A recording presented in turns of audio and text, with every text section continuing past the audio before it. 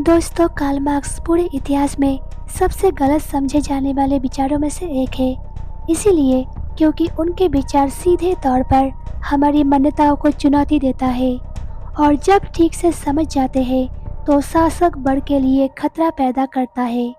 इसे साबित करना बहुत मुश्किल है क्योंकि हमारे विचारों के स्रोतों का पता लगाना मुश्किल है।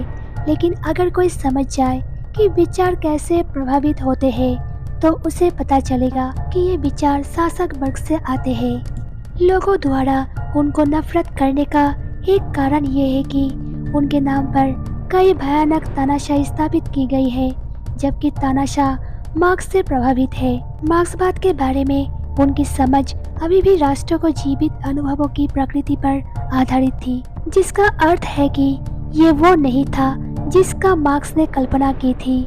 जिन देशों को हम कम्युनिस्ट के रूप में जानते हैं, जब वो स्थापित हुए थे तो ये गरीब देश थे, इसीलिए उसके पास पर्याप्त रूप से फैसले के लिए संसाधन नहीं थे।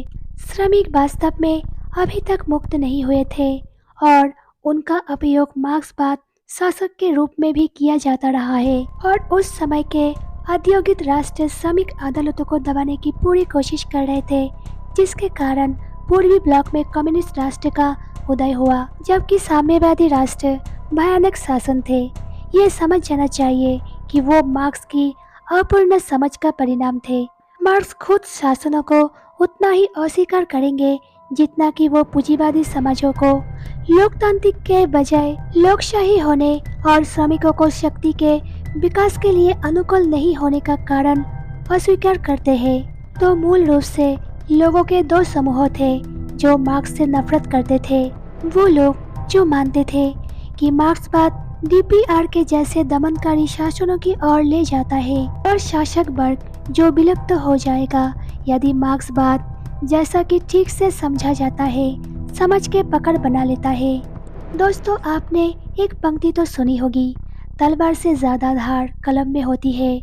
ये इस व्यक्ति के लिए बिल्कुल उचित बैठती है। इनके लिखे गए पत्रों किताबों ने पूरी दुनिया को हिलाकर रख दिया। चीन, रूस, अमेरिका, पूर्वी यूरोप, कोरिया, भारत, नेपाल में इनकी विचारधारा ने खूब खून बहाया। इनकी विचारधारा ने ना तो गरीबों का भला किया और ना ही उन्हें रोटी दी। आखिर वे क्यों असफल रहा?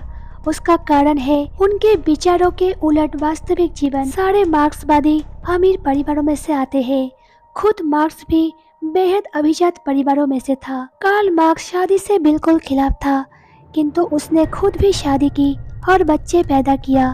कार्ल मार्क्स निजी संपत्ति के खिलाफ था, किंतु उसने खुद निजी संपत्ति बनाई। कार्ल मार्क्स उत्तराधिकार में मिलने वाली संपत्ति के खिलाफ था, लेकिन उन्होंने खुद अपने उत्तराधिकार में संपत्ति प्राप्त किया। उन्होंने पूरे मानव इतिहास को सिर्फ शोषक और शोषित की नजर से लिखा। वे खुद एक जीसस था, किंतु वे धर्म को नहीं मानता था। धर्म को आफीन तक कहा, लेकिन उनके समर्थकों ने उन्हें ही धर्म बना लिया। उन्होंने देश या राष्ट्र के विचार की खूब आलोचना की,